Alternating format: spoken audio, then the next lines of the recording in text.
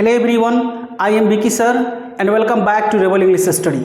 आज का जो टॉपिक है गुड मैनर्स। गुड मैनर्स का अर्थ होता है शिष्टाचार। बोलचाल की भाषा में शिष्टाचार का होना बहुत जरूरी है। अगर स्टार्टिंग से अंग्रेजी बोलना चाहते हैं तो मैनर्स का होना बहुत ज़रूरी है। आपको कब सॉरी बोलना है, आपको कब प्लीज़ बोलना है, आपको कब नो थैंक्स बोलना है, आपको थैंक्स कब बोलना है, आपको पार्डन कब बोलना है, एक्सक्यूज मी कब बोलना है, ये तमाम जानकारी जो है आज मैं इस वीडियो में बताऊंगा। अगर आप चैनल पर नए हैं तो चैनल को सब्सक्राइब कर दें और बेल आइकन को दबाना ना भूलें। चलिए शुरुआत करते हैं आज का वीडियो। देखिए, सबसे पहले यहाँ पर लिखा है प्लीज़ और काइंडली। प्लीज़ और काइंडली का कब प्रयोग करते हैं? जब भी आपको किसी से कोई वस्तु लेना हो या कोई काम करवाना हो या किसी से कुछ कहना हो तो आपको क्या करना है, प्लीज़ या काइंडली का प्रयोग करेंगे। क्या चीज़ का प्रयोग करेंगे? प्लीज़ या काइंडली का। कुछ मैंने यहाँ पर एग्जाम्पल दे रखा है, आइए इससे समझते हैं। देखिए, अगर आपको कोई वस्तु मांगना हो तो क्या बोलना है? Please give me your pen. आपको क्या बोलना है? Please give me your pen. फिर अगर आपको मांगना हो please give me your notebook, आप अपना कॉपी दीजिए, तो आपको क्या अंग्रेजी बोलना है? Please give me your notebook. यही चीज़ आपको अगर 100 रुपया मांगना है तो प्लीज़ गिव मी 100 रुपीज़। आपको क्या बोल देना है? Please give me 100 rupees. यहीं पर आपको 200 रुपया अगर मांगना हो तो क्या अंग्रेजी बोलेंगे? Please give me 200 rupees. तो इस प्रकार से जो है आप कोई किसी से भी अगर आपको वस्तु मांगना है तो आप इस प्रकार से मांग सकते हैं। अब आपको क्या है कि आपको किसी से कोई काम करवाना है तो यहाँ पर कहेंगे please bring a glass of water, एक गिलास पानी ला दो। यानी जब भी हम किसी से कोई काम करवाएंगे कि कोई, जब मान लें किसी से अगर आपको कुर्सी ही मांगना है तो प्लीज़ ब्रिंग ए चेयर। अब देख रहे हैं please bring a cup of T, एक कप चाय ला दो। अगर हमको किसी से कुछ कहना हो तो प्लीज़ लिसन टू मी, मेरी बात सुनो। प्लीज़ लिसन टू मी का हिंदी क्या होता है? मेरी बात सुनो। प्लीज़ हेल्प द पुअर, गरीबों का मदद करो। अगर आपको किसी से काम करवाना हो तो क्या करेंगे? Kindly post the letter, letter को पोस्ट कर दीजिए। और प्लीज़ बी सीटेड, अगर हमको किसी से कोई काम करवाना तो इस टाइप से आप बोल सकते हैं, जैसे प्लीज़ बी सीटेड का अर्थ होता है कृपया बैठ जाइए। देखिए, आपको भी इसी तरह प्रैक्टिस करना है और इसी तरह प्रैक्टिस कर कर अंग्रेजी बोलने को कोशिश करना है। देखिए, प्लीज़ का एक और हम प्रयोग करेंगे। अगर आपको किसी से समय पूछना हो तो प्लीज़ का प्रयोग करेंगे। अगर आपको किसी से रिक्वेस्ट करना हो तो प्लीज़ का प्रयोग करेंगे। अगर आपको उत्तर में हाँ बोलना हो तो प्लीज़ का प्रयोग करेंगे। देखिए, यहाँ पर अगर आपको समय पूछना हो, टाइम प्लीज़। टाइम प्लीज़ का मतलब होता है समय क्या हो रहा है। टेल मी टाइम प्लीज, इसका भी अर्थ होता है समय क्या हो रहा है। तो अगर आपको समय पूछना हो तो इस प्रकार से आप पूछ सकते हैं। अब देखिए, अगर आपको उत्तर में हाँ बोलना हो, किसी ने आपसे क्वेश्चन कर दिया कि मे आई कम इन सर, तो आपको उत्तर में क्या बोलना है? Yes please. अगर किसी ने पूछ दिया कि मे आई गो आउट सर, तो आपको आंसर में क्या बोलना है? उत्तर में यस प्लीज़। तो उत्तर में आपको क्या बोलना है? Yes please. अब देखिए, अगर आपको रिक्वेस्ट करना है, अगर आपको किसी से क्या करना है? रिक्वेस्ट करना है, तो क्या बोलेंगे? प्लीज़ सिंग ए सॉन्ग, यानी एक गाना गाइए। अगर किसी को गाना गाने के लिए आप रिक्वेस्ट कर रहे हैं तो क्या बोलेंगे?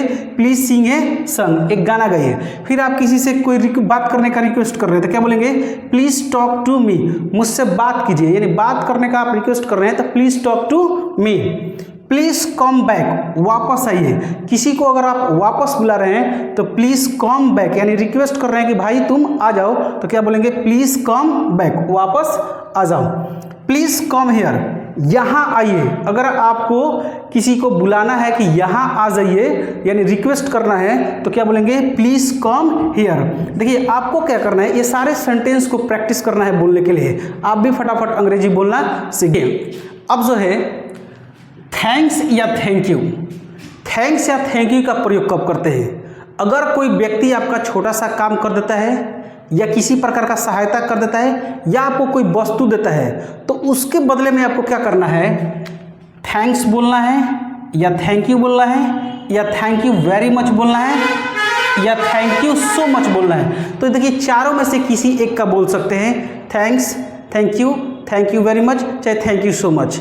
तो अगर आपका कोई छोटा सा काम कर देता है या कोई वस्तु देता है या सहायता कर देता है तो उसके बदले में आपको क्या करना है? आभार प्रकट इस प्रकार से आप कर सकते हैं।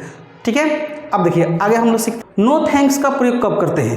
देखिए, यदि कोई व्यक्ति आपको कोई वस्तु देना चाहता है या किसी प्रकार का सहायता करना चाहता है या कुछ लेने के लिए कहता है और आप उसे लेना नहीं चाहते हैं तो आपको क्या बोलना है?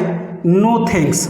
आपको वहाँ पर क्या बोलना है? नो थैंक्स या नो थैंक यू का प्रयोग कर सकते हैं। ठीक है, आगे देखते हैं।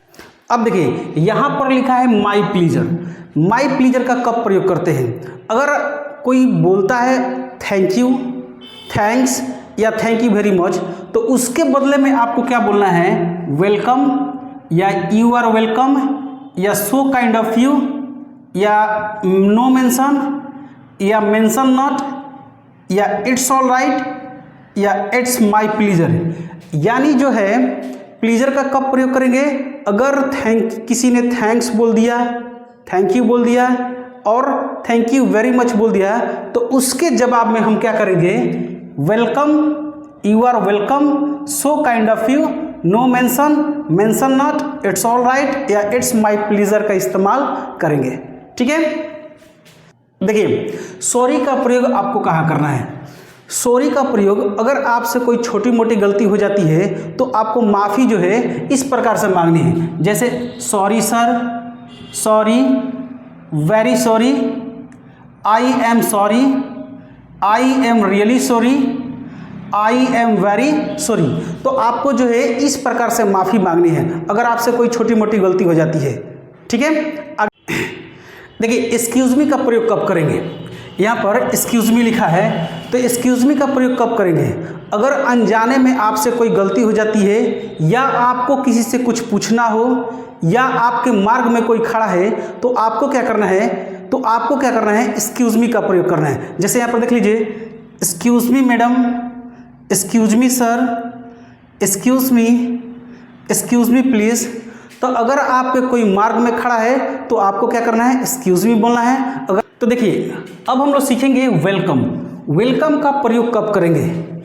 यदि आपका कोई परिचित व्यक्ति घर या कार्यालय पर आता है तो आपको जो है उसके स्वागत में मुस्कुराते हुए इस प्रकार से बोलेंगे, जैसे welcome sir, you are welcome sir, you are must welcome sir, must welcome sir, you are warm welcome sir.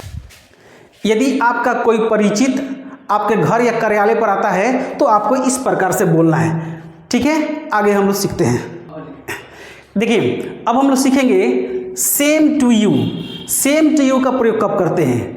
अगर कोई व्यक्ति आपको happy Holi, happy Eid, happy Diwali या हैप्पी न्यू ईयर बोलता है तो उसके जवाब में हम क्या करते हैं? सेम टू यू का प्रयोग करते हैं। उसके जवाब में हम क्या करते हैं? सेम टू यू का प्रयोग करते हैं। जैसे देखिए किसी ने कहा happy new year to you तो इसके जवाब में आपको क्या बोलना है? Thank you, same to you. फिर किसी ने आपको क्या कह दिया?